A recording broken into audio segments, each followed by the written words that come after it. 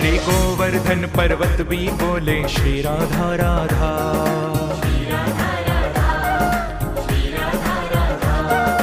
बरसाने के मोर बोले श्री राधा राधा। श्री राधा राधा, श्री राधा राधा।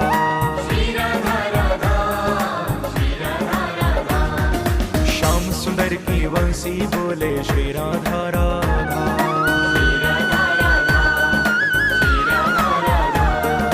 यमुना जी की लहरें बोले श्री राधा राधा।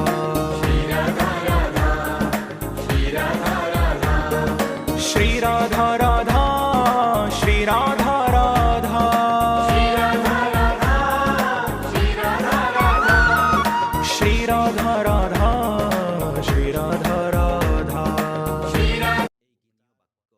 উপদেশ করেন বা দান করেন, তিনি পরাভক্তি লাভ করে আমার কাছে ফিরে আসবেন।